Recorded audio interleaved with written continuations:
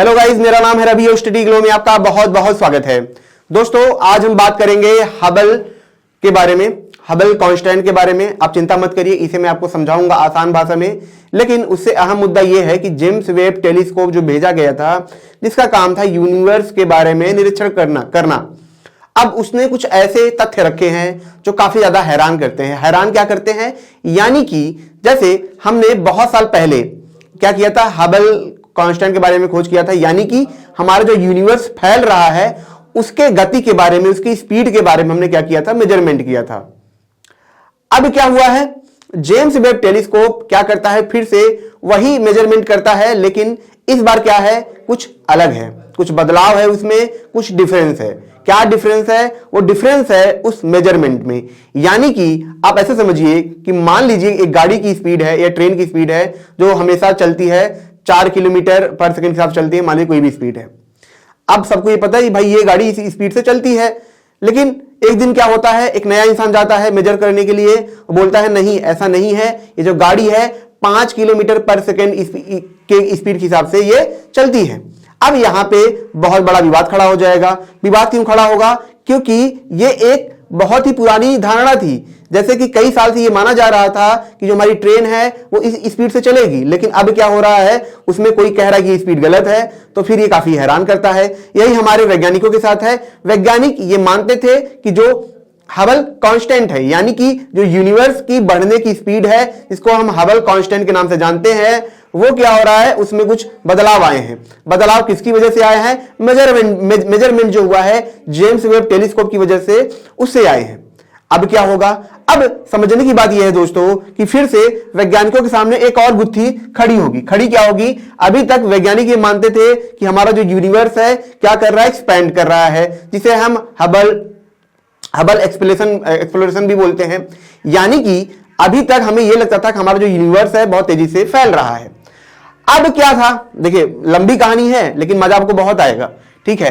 अब क्या था दोस्तों, यहीं पे फ्रीडमैन करके एक साइंटिस्ट हैं जो क्या कर रहे हैं, इस पे रिसर्च कर रहे हैं और जेम्स वेब टेलीस्कोप के जो डेटा है उसको लेके उस पे अध्ययन करते हैं। अब जो फ्रीडमैन साइंटिस्ट थे उन्होंने क्या किया, जेम्स वेब टेलीस्कोप के जो डेटा था उसको लिया और उसको चेक किया। चेक करने पे उन्हें क्या मिला, उन्हें 2-3 चीजें मिली। क्या क्या मिली मैं आपको समझाता हूं।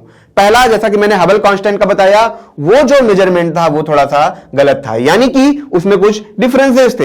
होना वही चाहिए था लेकिन फिर भी डिफरेंस थे। आप समझ सकते हैं, हबल कांस्टेंट को दोस्तों एस डॉट ऐसे डिनोट किया जाता है, जो क्या बताता है, जो ये बताता है कि एक बॉक्स है, मान लीजिए हमारे जैसे यूनिवर्स एक बॉक्स है, इस बॉक्स के अंदर ठीक है कितनी एनर्जी है वो हमें बताता है। यानी कि अगर हम क्या करें, 1 सेंटीमीटर क्यूब का एक बॉक्स ले लें, उसके अंदर कितनी एनर्जी है यही हमें बताता है कौन, हबल कांस्टेंट हमें बताता है। यानी कि आप ये बात समझिए कि उन्होंने कहा है कि ये क्या होगा, जो हबल कांस्टेंट है ये हमेशा ऐसे रहेगा, इसके अंदर जो एनर्जी है ऐसे रहेगी, ठीक है। लेकिन फिर जब मेजरमेंट किया जाता है तब जेम्स वेब टेलीस्कोप ठीक है मेजरमेंट करता है, तब जाके उसको पता चलता है कि नहीं भैया, एक बॉक्स के अंदर जितनी एनर्जी होनी चाहिए, जितना ये हम समझ रहे थे, उतनी एनर्जी इसके अंदर नहीं है। यही यहां पे समस्या है। अब वैज्ञानिक ये सोच रहे हैं, इसका मतलब ये भी हो सकता है कि जो मेजरमेंट हमने पहले किया था उसमें कुछ गलती हो। गलती कैसे, देखिए जब हबल क्या कर रहे थे, मेजरमेंट कर रहे थे, मेजरमेंट क्या कर रहे थे, एक स्टार से डिस्टेंस मेजर कर रहे थे, तो बाद में हमें पता चलता है कि ये स्टार नहीं है, ये क्या है, गैलेक्सी है, आकाशगंगा है, ठीक है। ये कैसे पता चलता है, एक मैथमेटिकल वेरिएबल है, ठीक है, उसका यूज करते हैं, ये उसी वेरिएबल का यूज करके बता देते हैं कि ये क्या है भैया। इसके ब्राइटनेस को चेक करके, इसकी चमक को चेक करके ये बताते हैं कि ये जो चीज हमें दिख रही है वो क्या है, स्टार नहीं है, बल्कि हमारे आकाशगंगा की तरह एक दूसरा आकाशगंगा है जो कि लगातार दूर जा रहा है। आप समझे बात। और उन्होंने क्या किया, उसके लिए हबल का निर्माण किया, ठीक है। आगे चल के हबल टेंशन का भी निर्माण हुआ, ठीक है। हबल कांस्टेंट का निर्माण हुआ, ठीक है। हबल कांस्टेंट बता देता है कि किस स्पीड से, किस एक्सेलरेशन से हमारा जो यूनिवर्स है दूर जा रहा है, और जो हमारे पास एनर्जी है, डेंसिटी है, वो कितनी है हमारी स्पेस में। फ्रीडमैन ने देखा कि इसमें कुछ एरर आ रहे हैं, तो फ्रीडमैन ने 2 चीजें रखी सामने। पहला कि जो एक कॉन्सेप्ट ये माना गया था हबल के द्वारा कि यूनिवर्स में जो क्या है डेंसिटी है वो क्या है कि ये है, मान लीजिए कि उसकी डेंसिटी मान लीजिए 2 है, लेकिन अब वो 3 दिखाई दे रही है। इसका मतलब हम क्या समझे, इसका मतलब जो अभी हम सोच रहे थे यूनिवर्स के बारे में वो काफी हद तक गलत है। दूसरा ये भी एक समस्या है, क्या समस्या है, दूसरा ये प्रॉब्लम है, फ्रीडमैन ये कहते हैं कि ये भी हो सकता है कि जो वेरिएबल का इन्होंने यूज किया मेजरमेंट करने के लिए, मापने के लिए, उसमें क्या हो, कुछ कमी हो, एक्यूरेसी में कुछ कमी हो, ठीक है। दूसरा ये प्रॉब्लम हो सकती है कि जब वो मेजरमेंट कर रहे थे, जो लाइट आ रही थी, देखिए 2 गैलेक्सी के बीच में जो डिस्टेंस है या गैलेक्सी हमसे कितनी दूर है, उस डिस्टेंस का पता लगाने के लिए हम सीधा सीधा उपयोग करते हैं उनके ब्राइटनेस का। जितना ज्यादा तारा हमसे दूर होगा उसके ब्राइटनेस में क्या होगा, उतना ही रेडनेस होगा। जितना ज्यादा तारा हमारे पास होगा उसकी ब्राइटनेस उतनी ही ज्यादा चमकदार होंगी। समझ रहे हैं? तो ब्राइटनेस का यहां भी यूज करते हैं ताकि उसकी दूरी पता लगा सके। लेकिन जो फ्रीडमैन है इनका यह कहना है कि हो सकता है जैसे हमारी धरती है, धरती के ऊपर क्या है, चारों तरफ क्या है, बहुत सारे एलिमेंट है, बहुत सारे नाइट्रोजन है और कार्बन डाइऑक्साइड, बहुत सारी चीजें हैं। तो हो सकता है जब वो लाइट वहां से आ रही हो और आने के बाद हमारे जब एटमॉस्फेयर से टकराती हो तो उस लाइट में क्या हो, थोड़ा सा डिफरेंस आता हो। क्या हो, डिफरेंस मतलब लाइट टकरा के आएगी, उसमें क्या होगा, थोड़ा सा बदलाव आ जाएगा। और उसको जब हम क्या करते हैं, यहां पे मापते हैं, ठीक है, मेजर करते हैं, तो उसमें कुछ गलती होती है, त्रुटि होती है। लेकिन जेम्स वेब टेलीस्कोप जाके जब स्पेस में क्या करता है, रिसर्च करता है, मतलब मेजरमेंट करता है, तो वहां पे उसके चारों तरफ कोई भी एयर नहीं है, कोई भी इन्वायरमेंट नहीं है, जिसकी वजह से वो एक्यूरेट मेजरमेंट कर पाता है। और इसी वजह से जो डिफरेंस आ रहा है, 2 चीजें हो सकती हैं। और तीसरा क्या है, तीसरा यह है दोस्तों कि हो सकता है कि एवोल्यूशन हो रहा हो। एवोल्यूशन का मतलब यूनिवर्स लगातार एक्सपैंड कर रहे हो, जिसकी वजह से जो डेंसिटी है, जो हमारे स्पेस के अंदर जो डेंसिटी है उसमें क्या है, कमी आ रही हो, उसमें डिफरेंस आ रहा हो। जैसे कि अगर मानिए कि एक मान चलिए आप एक नाइट्रोजन है, ठीक है, नाइट्रोजन है, जब उसको आप बहुत प्रेशर करेंगे तो लिक्विड में बदल जाएगा बॉटल के अंदर। जब आप उसको वो खोलेंगे धीरे धीरे भाप में बदल के वो क्या करेगा, उड़ने लगेगा।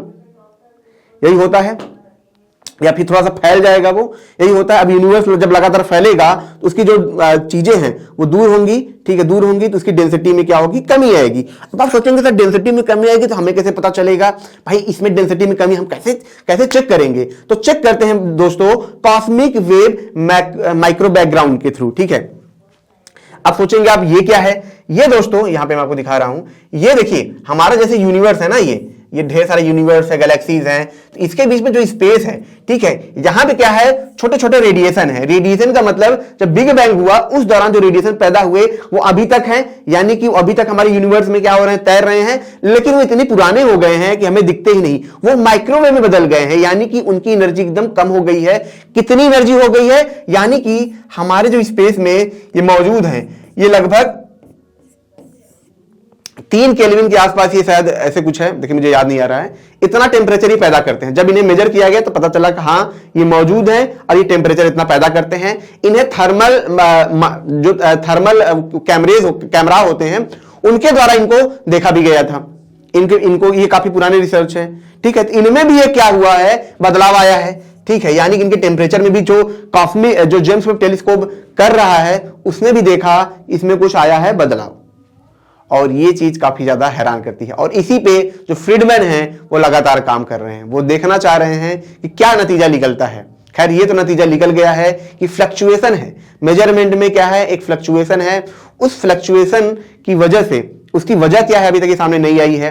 हो सकता है कि सच में जो हमारी डेंसिटी हो वो फ्लक्चुएट कर रही हो, सच में जो हमारा यूनिवर्स है जो लगातार उसकी जो डेंसिटी है वो बदल रही हो, ये भी हो सकता है। तो दोस्तों ये छोटा सा लेक्चर था, लेकिन जाते जाते मैं आपको ये कहूंगा कि आप फ्लो का कोर्स हमारा जरूर अवेल करें। दोस्तों consciousness hackable practice of the flow Silva method जो इंडिया में है नहीं, जिसे फर्स्ट टाइम इंडिया में लाए हैं, ultra learning brain waves of the flow, ये सारी चीजें हमने यहाँ पे क्या की है, प्रैक्टिस कराई है। यही कोर्सेज लोग बाहर जाते हैं 40,000 50,000 के खरीदते हैं, लाखों रुपए खरीदते हैं, लेकिन इंडिया में मात्र 299 हम लाए हैं ताकि हर एक स्टूडेंट, हर एक इंसान अपने आउटपुट को बेहतर निकाल सके। यानी कि मेहनत तो करे लेकिन उसका आउटपुट 5 गुना ज्यादा है, 500% ज्यादा है। क्योंकि जितने भी टॉप परफॉर्मर थे दुनिया में, हर किसी ने क्या किया था दोस्तों, इन्हीं फ्लो स्टेट का यूज किया था, जिसकी वजह से वो लाइफ में सक्सेसफुल हो पाए। तो दोस्तों ये पूरा 100 साल का रिसर्च है जो साइकोलॉजिस्ट के द्वारा रिसर्च किया गया था, इसे हम इंडिया में लाए हैं। तो मिलते हैं नेक्स्ट लेक्चर में। Thank you so much.